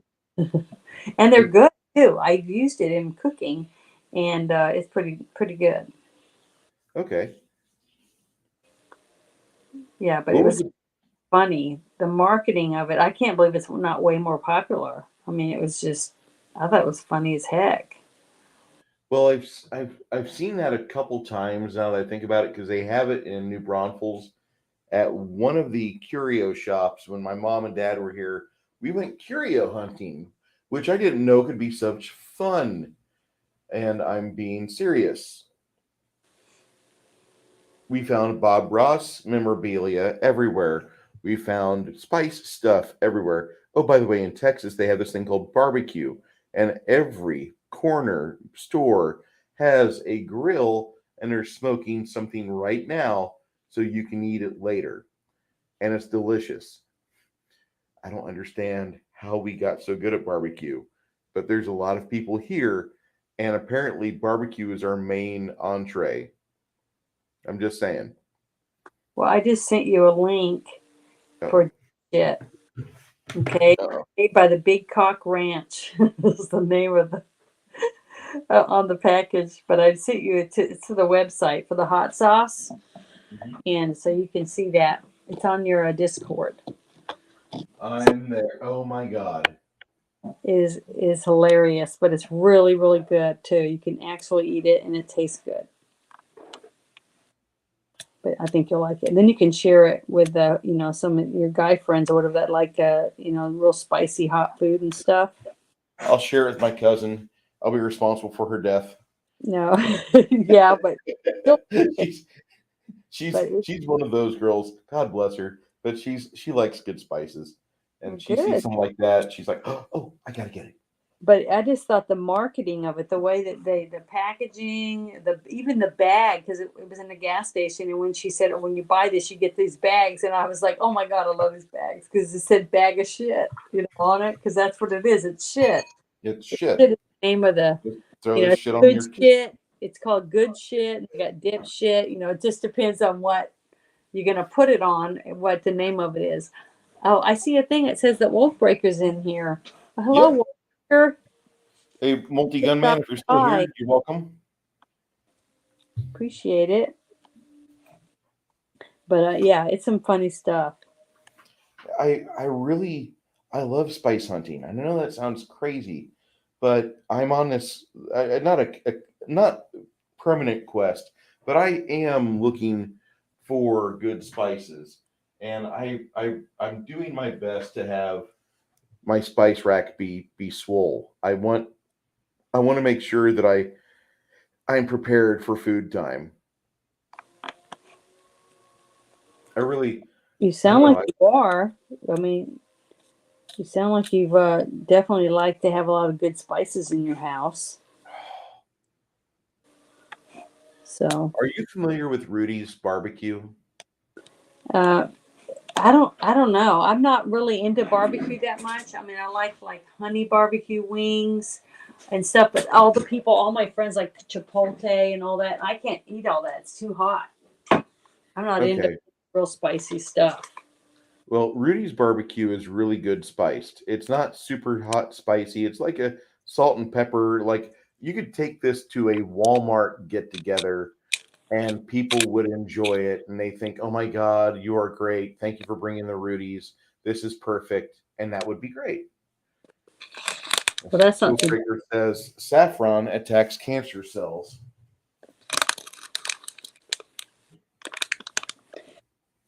I mean, I don't even like ginger. If you put too much ginger on it, to me, that's too spicy.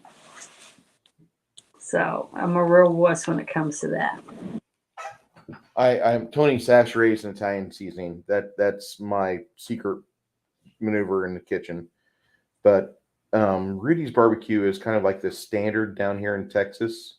And they're Yeah, not really the standard, but I use them as the standard because what they do is they have a marketing department that has proclaimed for decades they're the worst barbecue in Texas.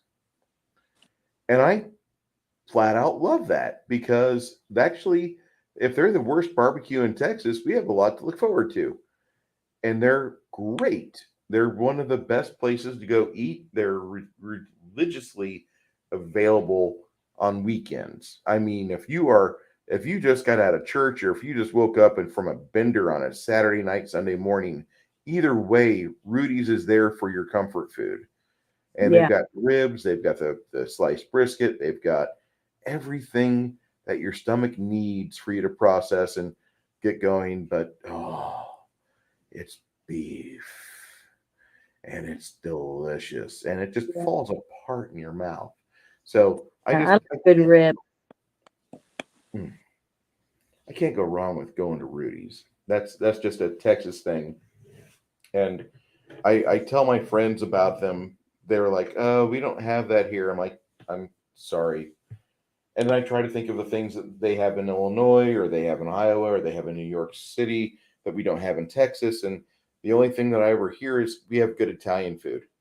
Okay, I'll give you that. We've got a few good Italian places here, but not the the volume that you guys do. And Do you guys have any, do you have very many Brazilian restaurants in what Texas? type of Brazilian food did you want? Did you say you wanted a Brazilian steak? Well, I went to a Brazilian restaurant and it was like a mom and pop one. It's in New Orleans. It's outside of Metairie. And I can't remember the name of it right this second, but they had this big open pit in the middle of the restaurant. And they had these Mm-hmm. long skewers and they had like hearts and livers and other, chunks of chicken and other meat on there. And then they had and beef, and then they had mushrooms and bell peppers and other stuff all stuck on these skewers across there. Man, I don't know what sauce or whatever it was they were putting on it, but God, it was so good.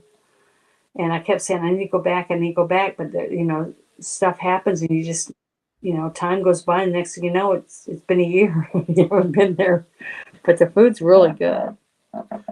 I've got a Brazilian steakhouse just 3.5 miles away from here right now. And I'm waiting for a day when the wife says we're going to go there and use the gift card they gave you almost a year ago for Yeah, $100 because yeah. I stuck out there. I stuck out their grease trap, and Hmm. that's just the kind of job that I have. It's a disgusting one, but they were really thankful and they said, "You do really good. I want you to come back here." I'm like, "Sure." And we haven't done it yet. We've not been there. It's nothing Oh, against them. It's just that we're kind of homebodies, Oh, we got off work. Time for me to enter the hobby room. Time for her to enter her smoke shack and enjoy herself and not have to listen to people say something like, "I need you to change my tire. I need you to fix my battery. I need you to da da da da." And she yeah. does her thing, and I do this thing, and it works ever so well. And men, if you don't have a woman who shares your hobby, at least have a woman in your life that allows you to partake in your hobby. Not make it take over your life. The moment she says, "I want to do something," this is over. This stream is done. Or if I'm running a game that was unplanned and she's like, "No, we got plans. I want to go do something." We're gonna go, yeah, we're done.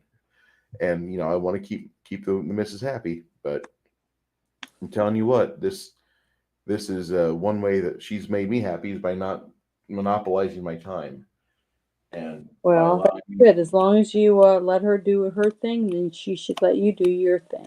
Exactly. And she let me have, when I told her before you and I started streaming this, I said, Jana on Instagram, she's like, on TikTok. And I'm like, yes. And she's like, Mhm. what? And I'm like, I want to do a stream with her because Janet is funny and I want to actually have her watch movies and hear her talk about them because she kind of knows Hollywood, kind of, Mhm. and she's probably seen some really good movies. But I want her. I'll watch her stuff and she'll watch my stuff, and I think that would make a fun. That'd make a fun Monday night stream, and it'd probably be a good podcast if I ever learned how to, just transfer this all to podcast I or don't have something. it yet. I haven't started doing that yet. I will. It will happen. But she's like, "Yeah, go ahead, do it." So I think we're getting, like we've gotten confident in our ability. Like she's not leaving the ranch. I'm not leaving the ranch. We're both pretty happy with each other, but she realizes that me and her probably could not do this. And I know that we have a very low ratio of people that come watch us right now. That's fine. This is going to grow because Yeah. I don't understand. Like there's some people that they have no charisma and they don't talk about things. Like we're trying to talk about escapism, and we're going Hmm. to talk about things that make us happy. Like as much as like we did political talk 3 weeks ago, I don't want to have every stream divulge into I can't wait for the government to come on my property so I can blow their damn head off. I don't no, I don't want to do that. You know, Yep, I is understand. Believe is me. is, as much as It, the it desire is there to is have that every nice to day. talk Say about. again. It is nice to talk about entertainment. Something that's entertaining, something that we really enjoyed watching. You know what I mean? and get two different perspectives out of the same movie. I think that's I think that's really good. Um, it makes me happy that while I enjoy this movie, I know that you enjoyed it for probably different reasons. Hmm. I mean, it's an entertaining film. The about anything William Friedkin commits to directing is going to be great watching. And we're going to watch something once the curtain closes. I want to watch that episode with you real quick for the night crawlers, and then I'll turn you loose because I've got to have food. Yeah, I'm But getting hungry myself. I was going to say I hear my stomach growling every so often. yeah, Eating. But yeah, the problem with the day job. Oh yeah, you don't eat. My bad. But this I think you would enjoy it, and it might be something that we discuss on a later episode because we'll come back to William Friedkin frequently if you allow me to keep picking every other movie. yeah, I think it's your show. I'm just Mm, I'm looking at this as a if this 2 hours or 2.5 hours we do on okay. Well, Monday it's nights. It our show might be my means we channel. It's get to our pick show. right every other week, and that's seems like it's been working out pretty good. Yeah. And What? you haven't hated anything I've picked so far, have you? No, Okay. I will say that the real girl, the more I think about the real girl, Lars and the real girl, the more I understand Vanessa's point and criticisms of it because it does seem kind of preposterous that the entire town would just let him go about it, but the entire town didn't. Vanessa wasn't wrong, but she focused on the fact that she's listening to the doctor talk to other people in the church group and discuss how they are going to allow this because the doctor's in charge. We're going to let the doctor do it. The doctor says, no, Lars is in charge. We'll let him decide what's going on because I think he's starting to see daylight on this. And Mm-hmm. there's other people that are there in the town. They're like, that's the dumbest thing I've ever heard of. Who would ever want to bring a sex doll to a party? You know, and you got people that are out there that are just bringing knives to the dinner table, the long knives. Like, Yeah. I can't believe that. And so I don't think she focused on that part. It might have only been 45 seconds.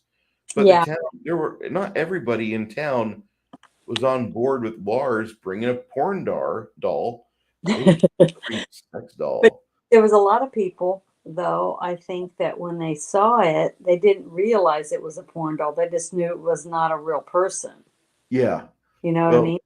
Because I hate to it say was funny this. to me because I was one of the only ones out of the people that watched this movie that I've talked to, besides you, before I talked to you about it, that even understood that it was a mental illness. You know what I mean? It's like, so I was really surprised because so many people just didn't understand what I was trying to talk about when I did watch it. Because I felt sorry for him almost right off the bat because I realized he had something was wrong. You know, And you can no find one out it's didn't notice it. They just thought he was an awkward weirdo. I don't know. It was funny because my perspective on it was totally different than anybody else that I talked to. So I just thought it was interesting. But I really liked the movie. I thought it was very well made. The acting was excellent. Um, the story was very good. I mean, I just really liked it, I'm always shocked that so many people have not seen the movie. I mean, it's just to me, but I like independent movies like that because there are some little gold nuggets out there that people don't realize. There's some real good talent in writing and in directing and producing movies like that aren't big.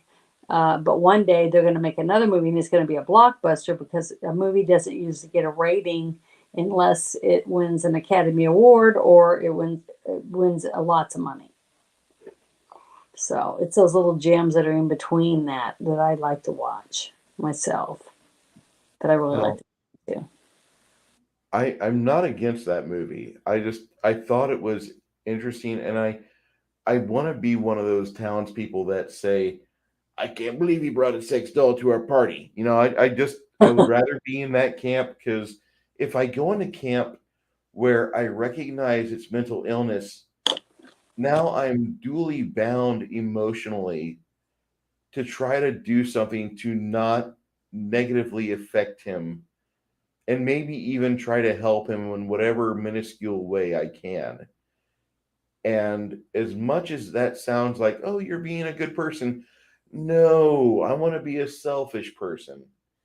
And But you that, shouldn't feel bad about that because most people are that selfish person. You know what I mean? yeah, I About completely themselves. understand that. But when a person recognizes like this is a person who has a mental illness, you kind of have to switch gears. You don't have to forgive them for doing something like, oh my God, Tommy killed his parents. He's got mental illness. We should forgive him and let him run free. No, That's a no, we don't. We different don't type do that. of illness. But you don't try to like ruin that person to their core and just ostracize them and never let them show their face in public. Don't Tommy ain't ever gonna show his face at this Walmart. He ain't never gonna let the little crippled uh porn doll in this Walmart. No, she can't ride in the scooter. You know, I, I'm going overboard with this, but I'm trying to put this into perspective because that movie, God, that is the quality of movie that this is that you'll come back to it in a thought process, and you're role playing in your head of how you would be in a small town. How would you be treating Lars? And what was her name? Brittany?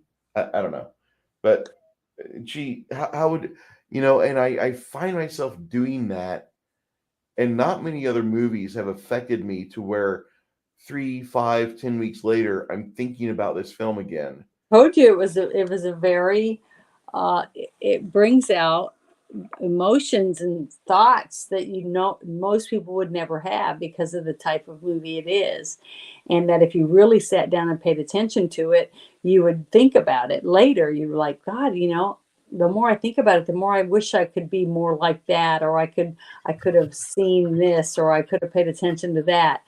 And that means it is a very deep intellectual movie. That's all. And it causes It you is. to think about it. And a lot of documentaries wish they were that good. You know what I mean? To make you think about it weeks and weeks later, so that you tell people about it. It's because documentaries, to me, are meant to do that. To make you think about the situation, and what the documentary was about, whether it was about a social construct, or a serial killer, or sharks, or Yeah. deep sea fishing, or whatever it is. Uh, if it gets you to thinking about different ways to fish, or to mine, or whatever it is, then it's done this job, because that's what a documentary is supposed to do. It's supposed to open your mind to something, right? To Yes. show you something, teach you something. And to me, that's what I said when I first saw the movie. I took it in. As I watched it, it was almost like I was watching a documentary on how to treat somebody with a mental illness. I mean, I know it sounds weird, but that's how I looked at it. What Because movie are you throwing at me for next episode? well, I'm torn between two movies, and I'm really trying to whether would you rather watch a comedy or would you rather watch a drama? Because Well, a comedy, I have an idea of what I want, and then the other one is a drama. So what are you in the mood for? And I'll as tell you. long as your comedy is not 40-Year-Old Virgin, which I just watched for the first time last week, I would be open to comedy. If it is 40-Year-Old Virgin, I'm going to go with drama. It's not 40-year-old virgin. Okay. Okay, I, you're I and I'm not saying anything negative about 40-Year-Old Virgin, but all of my friends and some of my family have injured me by saying, "Oh my God, you remind me of that guy in 40-Year-Old Virgin. Look at your chest hair." And I watched it, and hey, Shadow and Son, I don't want to be that guy. Yeah, I am that guy. I've got robots and fantasy figures in my front room, the sexy stuff, but I'm also married. So I don't yeah. have to worry about attracting a woman and having date night go south because she's having a PTSD episode because she watched Dungeons and Dragons as a kid and it caused problems with her, or she just thinks that you're a nerd and she doesn't want to talk to nerds. She wants to talk to a guy that has only one thing in life, and that's a 7-inch cock. He's going to bang the hell out of her. Then he's going to stare in front of the fucking television and wait for football season and act like a fool. Not that football's bad, but some people are excessively shallow and very transparent, and they have nothing to offer the rest of us in society. That's all I'm saying. Okay, well, I'm going to send you the movie I want to watch. I'm going to send it to you on Discord, and then you can do it. But I'm trying to remember how to send it, so just give me a second. Darn, how do you share? Here it is. Okay.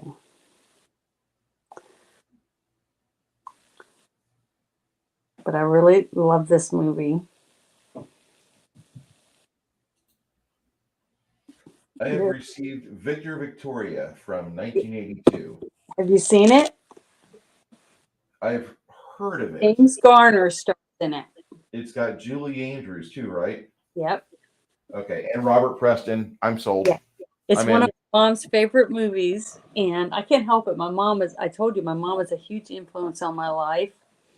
And I did so many things with my mom. It was always fun things, games, trips, and movies,